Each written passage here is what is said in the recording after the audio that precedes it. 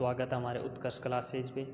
आज मैं फिर से एक नई क्लास के साथ जुड़ा हूँ आपके साथ। आज मैं एक कॉन्सेप्ट के साथ क्लास को सिरमौर सितारे तक लेके जाऊँगा।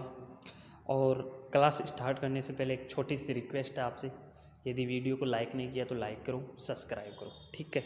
क्योंकि यदि लाइक और सब्सक्राइब नहीं करोगे तो हमारा वीडियो आपके पास नहीं पहुँचेगा। इसलिए ये एक उपस्थिति के तौर पर आप देख लो, या फिर ऐसे मान लो कि हम इनका सहयोग कर रहे हैं, ऐसे मान लो, ठीक है। जैसे भी है वैसे भी मान लो, लेकिन लाइक और सब्सक्राइब ज़रूर कर लेना। तो हम कॉन्सेप्ट स्टार्ट करते हैं। कॉन्सेप्ट स्टार्ट करने से पहले, ठीक है, अब मैं बात करता हूँ कि जो अंक होते हैं हमारे 1 2 3 जो गिनती होती है, और गिनती में जो मैं बात करूँगा आज यहाँ जल प्रतिबिंब की। जो जल प्रतिबिंब है वो अंकों में जल प्रतिबिंब कैसा बनता है, तो ठीक है, स्टार्ट करता हूँ अब।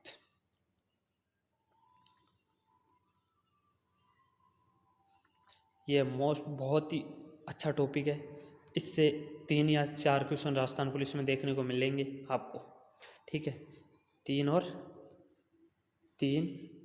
या 4, ठीक है। क्योंकि आपको पता है यदि राजस्थान पुलिस में सिलेक्शन लेना है तो एक तो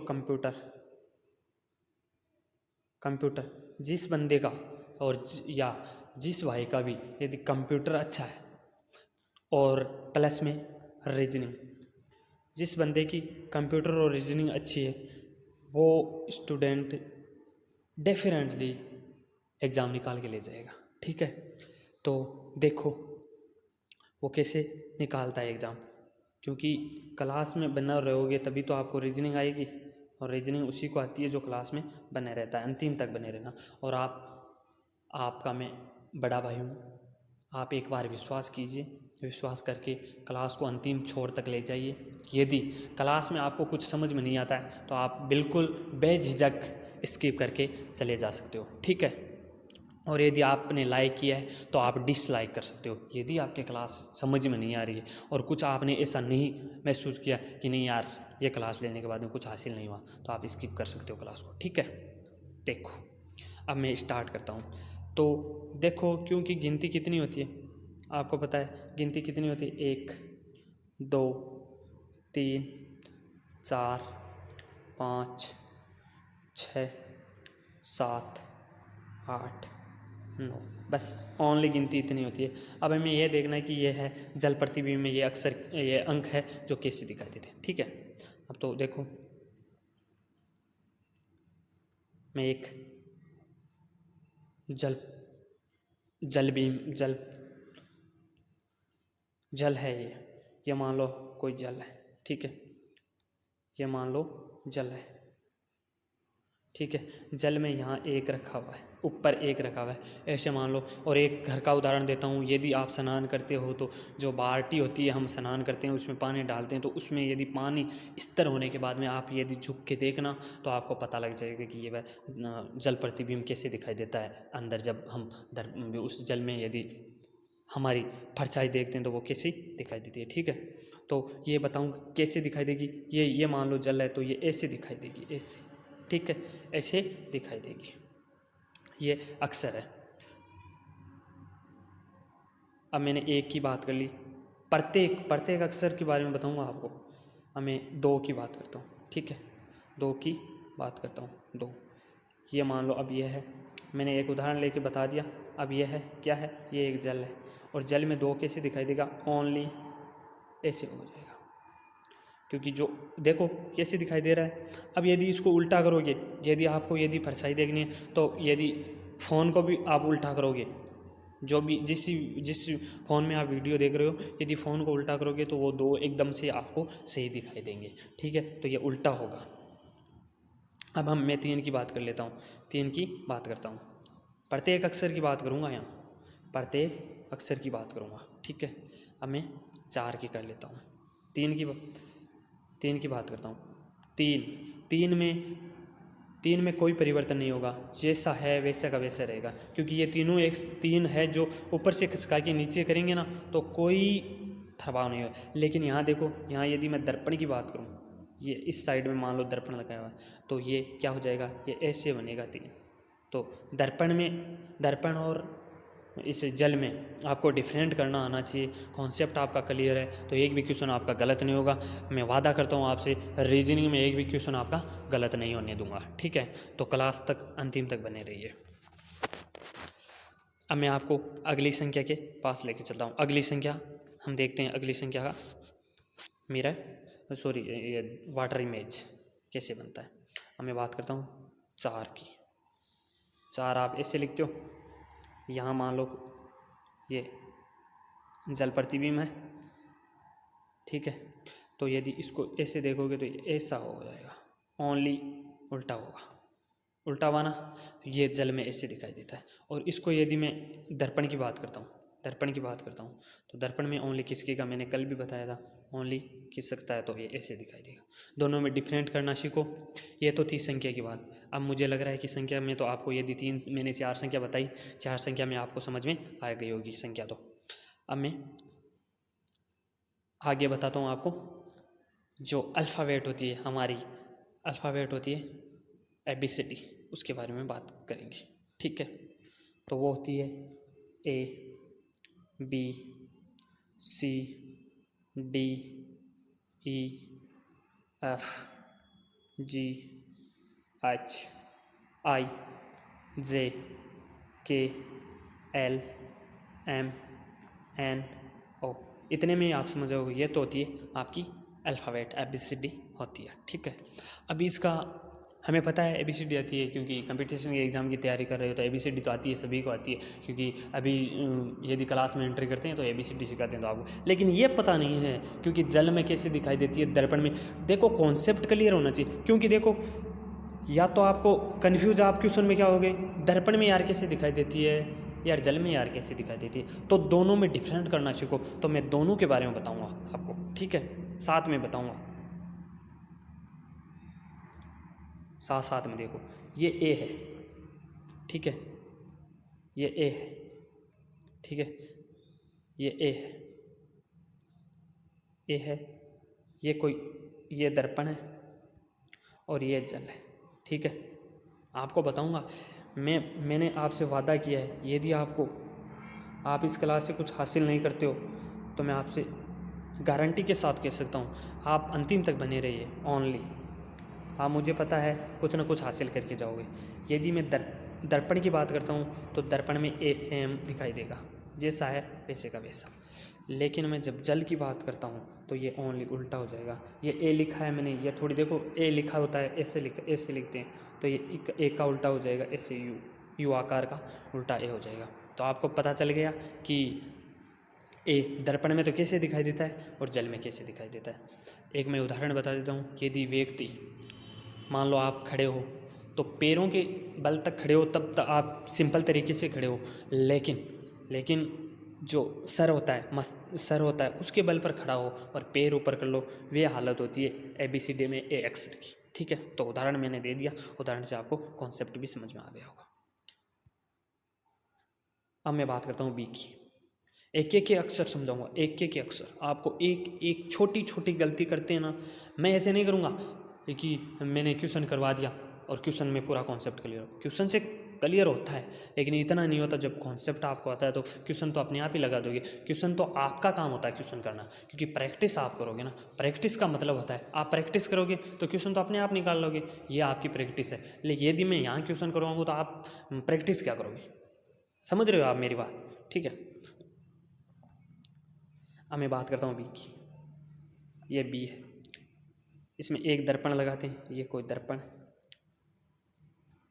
ये है दर्पण मान लो, ये दर्पण है। देखो A, यहाँ A मान लेते हैं, यहाँ B, यहाँ C। मैं दर्पण की बात करता हूँ, AB तो दर्पण है और AC है एक जल है, ठीक है। ऐसे मान लो ये जल है और ये है क्या, ये दर्पण है। आप यदि इस क्लास में से कुछ लेके नहीं जाओगे ना तो मेरी गारंटी है, ठीक है। अब देखो B में तो मैंने बताया दर्पण की, यदि दर्पण बनता तो दर्पण में तो ओनली खिसकता है तो ये ऐसे बनेगा, ठीक है। क्योंकि जो इसकी जो नोक होती है, देखो ये दायां भाग, मैंने बताया कि दर्पण में क्या होता है, दायां भाग बायां भाग में चला जाता है और बायां भाग दायां भाग में चला जाता है, यानी left hand side right hand हो जाती है और राइट हैंड साइड होती जाती है वो लेफ्ट हो जाती है। ठीक है, आपको कॉन्सेप्ट समझा है। लेकिन दर्पण में देखो, दर्पण में ओनली उल्टा दिखाई देता है, लेकिन आपको पता है भी तो तीन की तरह है, और तीन में दर्पण में भी चेंज, उस जल में चेंज नहीं होता ना तीन, तो उसी तरीके से भी चेंज नहीं होगा। ठीक है, अब अगला अक्षर बताता हूँ आपको। कॉन्सेप्ट बिल्कुल आपको समझ में आएगा, कॉन्सेप्ट बहुत ही अच्छा कॉन्सेप्ट है। ठीक है, कॉन्सेप्ट से आप समझो। अब हमारा अगला अंक है सी। ये सी है, एक एक से समझाऊंगा। ये यहाँ दर्पण है, ठीक है, अंतिम तक, बस आप तो अंतिम तक हमारे साथ बने रहिए। ये जल है, ये दर्पण है, ये जल है। यहाँ ए है और यहाँ बी है और यहाँ सी। ठीक है, यहाँ ए बी तो है दर्पण, और जो बी सी है या सी बी है, ये है जल। ठीक है, आपको समझ में आ गया? इतनी बात समझ में आई ना? इतनी बात समझ में आ गई आपको? ठीक है, अब यदि दर्पण में देखेंगे इसी को, यदि दर्पण में देखते हैं तो दर्पण में इसी कैसे दिखाई देगा? दर्पण में ओनली खिसकेगा, तो इसका देखो ये कौन सा है? ये लेफ्ट साइड है। देखो मैं बताता हूँ आपको, ये तो कौन सी साइड है? ये लेफ्ट है। ये कौन सी है? ये राइट है। जो राइट है वो तो यहीं रहेगी और लेफ्ट इधर चली जाएगी, तो लेफ्ट कैसे होगी? ये ऐसे हो जाएगी, ऐसे बनेगी ये चित्र। और यदि दर्पण में देखते हैं तो दर्पण में तो देखो ऊपर नीचे होगी। यहाँ ऊपर है वो नीचे हो जाएगी, और नीचे है वो ऊपर हो जाएगी। तो इसमें क्या हो जाएगा? ओनली खिसकेगा, तो नीचे का भाग भी ऐसा है और ऊपर का भाग भी ऐसा है, तो दोनों देखो कैसे बन गए? जो सेम था वैसा का वैसा बन गया। ठीक है, अब अगले कॉन्सेप्ट की तरफ चलते हैं। मुझे लगता है कि आपको जो अक्षर है उसके बारे में भी आपको समझ में आ गई होगी, क्योंकि आप यदि दर्पण और इस जल में यदि डिफरेंट करना जान गए तो आपका क्वेश्चन डेफिनेटली लग जाएगा एग्जाम में। और इतनी बड़ी एग्जाम नहीं है राजस्थान पुलिस की, छोटी सी लेवल है राजस्थान पुलिस की। आईएएस तक, यदि आईएएस की भी तैयारी कर रहे हो और रीजनिंग की क्लास आप देख रहे हो तो बहुत बेनिफिट मिलेगा आपको। आप देख के ये कहोगे हाँ यार कुछ सीखा है हमने इससे। ठीक है, अब मैं आपको कुछ चित्रों के बारे में बताता हूँ, चित्र लेके। ठीक है, क्योंकि वो चित्र कैसे दिखाई देंगे, ऐसे आप कहोगे ABCD तो सभी सिखाते हैं, लेकिन कुछ चित्र भी लेके बताओ, तो चित्र लेके बताता हूँ। ठीक है, चित्र लेके बताता हूँ। ये है, ठीक है, ये देखो,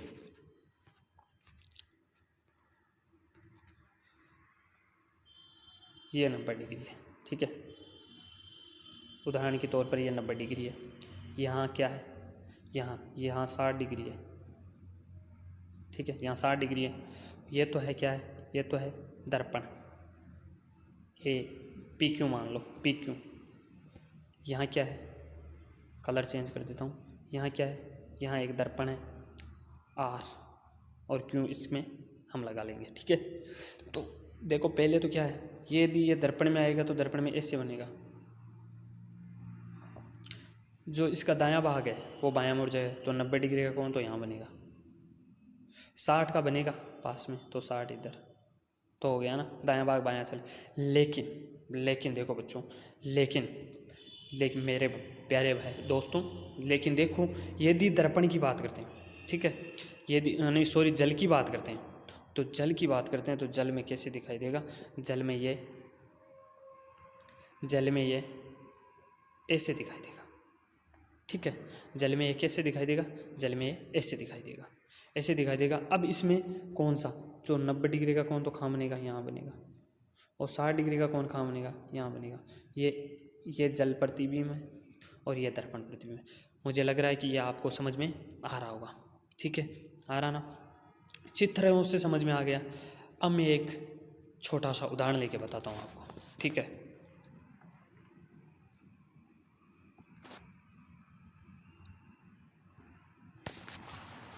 मान लो हम फिश लिखते हैं, फिश सभी की लिखी हुई है FISH। ठीक है, यहाँ FISH होती है। ठीक है, यहाँ क्या है? यहाँ जल प्रतिबिंब लगाया हुआ है नीचे की ओर। जल नीचे की सतह पर रहता है जल, तो नीचे ही लगता है उसका। दर्पण भी यदि नीचे की ओर दर्पण लगा हुआ तो वो एक जल की तरह कार्य करता है। ये भी आपको समझ में आ जाना चाहिए।